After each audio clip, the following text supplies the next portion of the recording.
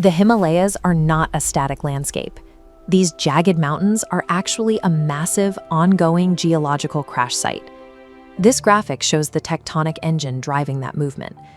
The Indian tectonic plate is diving beneath the Eurasian plate, forcing the mountains upward. Moving 2 centimeters yearly, they don't slide smoothly. They grind, get stuck, and build immense subterranean pressure over decades. Directly above this locked tectonic fault line sits the Kathmandu Valley, a city home to over 2.5 million people. Seismologists had warned for years that a massive release of this pent-up pressure was mathematically overdue. The last release of this scale happened in 1934. Millions of people went to work and school every day, unaware that the physical strain on the rock beneath them had reached its limit. On April 25, 2015, the underground friction finally snapped. A 7.8 magnitude earthquake ruptured the surface in less than 60 seconds. Across the valley, centuries-old masonry crumbled. The historic Dar Hara Tower, a 19th century minaret that had survived for nearly 200 years, was reduced to this sheared, broken base. The seismic waves rippled to the peaks of the Himalayas, triggering a massive avalanche at Mount Everest base camp that killed 19 people in seconds. In rural districts, entire villages were flattened. In Sindhu Palchok and Dhalaka, landslides buried homes and left streets choked with impassable debris. The terror continued for weeks. On May 12th, a second 7.3 magnitude earthquake struck, terrifying a population that was already living in the streets. This chart shows the scale of the damage.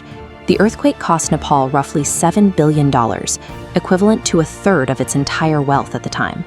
With 600,000 homes destroyed, hospitals overflowed, and survivors were forced into sprawling makeshift camps in empty parking lots and fields. As international aid began to arrive, the political crisis was developing in the capital that would soon close the country's most vital supply lines. In September 2015, while the country was still clearing rubble, Nepal's government pushed through a new constitution to restructure the nation into 7 provinces. Look at this map of the southern border.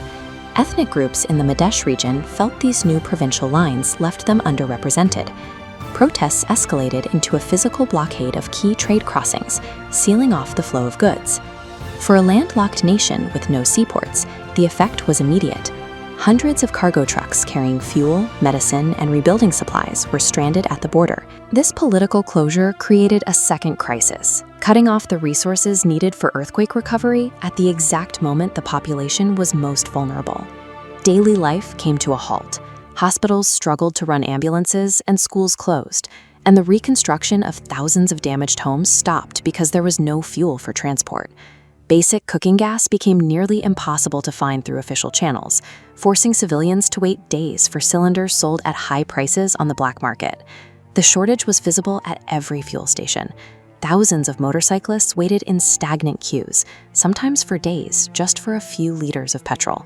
To break the dependency, Nepal made a historic geopolitical shift. For the first time, it began importing fuel from China across the Himalayas. The blockade lasted 4.5 months. By February 2016, the historical trust between Nepal and India had been deeply damaged. Despite the delays caused by the fuel crisis, the work of rebuilding continued.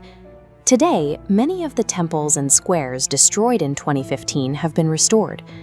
The events of 2015 showed that Nepal's stability is tied to 2 things: the tectonic plates colliding beneath its soil and the political relationships that control its only trade routes.